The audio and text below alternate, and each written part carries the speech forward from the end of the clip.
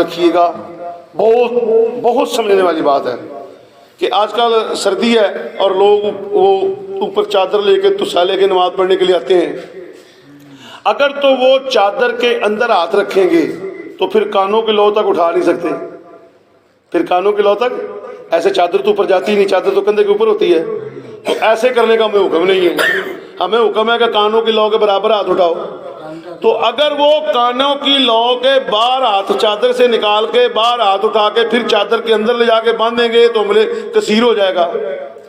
عملے سمجھتے عملے کثیر کس کہتے ہیں؟ عملے کثیر کہتے ہیں نماز کے کسی رکن میں دونوں ہاتھوں کا حرکت کرنا. نماز کے کسی ہاتھوں میں دونوں ہاتھوں کا حرکت کرنا.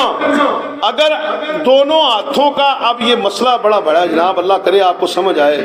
یہ تو آج اتنا پھیلا ہوا ہے کہ جناب یہ تو ایسے سمجھو کہ جیسے کینسر نہیں پھیلتا ویسے یہ مسئلہ.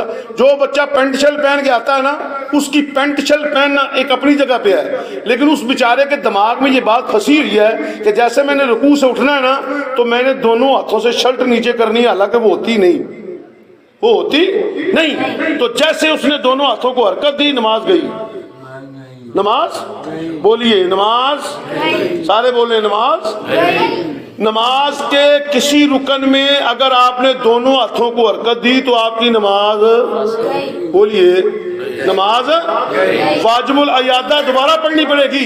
تو اگر وہ ہاتھ باندھ کے پھر چادر کے اندر ڈالتا ہے تو یہ عملے کثیر ہو جائے گا, اس سے نماز نہیں ہوگی.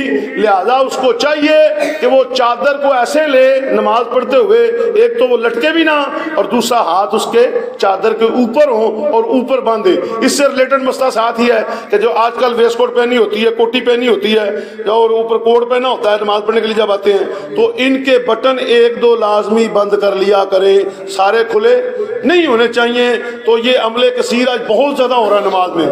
جو امام ہے وہ بھی کر رہے ہیں اور مقتدی بھی کر رہے ہیں. تو اس سے یہ وہ ہے کہ بڑے عمل پہاڑ جیسے ہوں گے لیکن وہاں جائیں گے تو ریت کی کندھیں بھی نہیں ہوں گی. یہ نماز ضائع ہو جاتی ہے, اس سے عملے کثیر سے نماز ضائع ہو جاتی ہے. اگر آپ کو ہاتھ کے اوپر خارش ہوئی ہے نہیں, ہاتھ یہ بھی مسئلہ ہے. یہ پہلے ہم استادوں کے پاس بیٹھے ہوئے تھے تو ہم نے کہا حضرت اگر ہاتھ پہ خارش ہو تو پھر پیسے بندہ کرے. داری پہلے جو ہاتھ پہ خارش, دونوں حرکت جان گے. ہاتھ پہ خارش ہو تو کیا ہوگا, دونوں حرکت میں آئیں گے. تو آپ نے فرمایا بیٹا برداشت کرو.